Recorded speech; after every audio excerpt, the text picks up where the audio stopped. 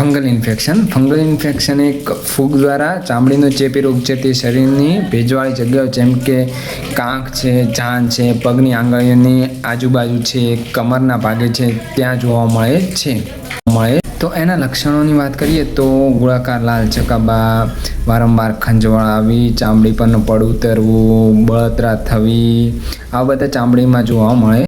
એના કારણોની વાત કરીએ તો વધુ પરસેવો રહેતો હોય, ભેજવાળા કપડાં પહેરતા હોય, વારંવાર વ્યક્તિગત સ્વચ્છતા ના ચલાવતા હોય, કોઈ સંક્રમણ વ્યક્તિ હોય એના ટુવાલ, રૂમાલ, સાબુ, કપડાં એ બધું યુઝ કરતા હોય ત્યારે આવું બધું જોવા મળે છે.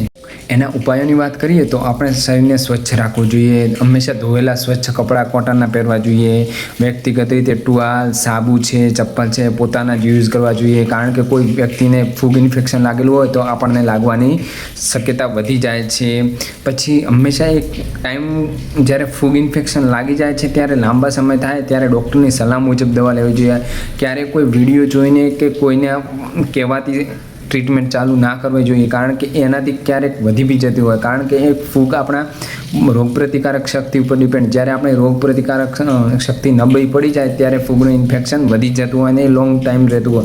પણ એનું લોંગ સમયમાં રહે ત્યારે એનું ટ્રીટમેન્ટ આપણે પ્રોપર રીતે લેવું જોઈએ. કોઈના કહેવાથી આડાવડું કે આયુર્વેદિક કોઈના કહેવાથી ના લેવું જોઈએ. એક ડૉક્ટર જે સ્કિનના સ્પેશિયાલિસ્ટ હોય એમને બતાવીને લેવું જોઈએ. Thank you.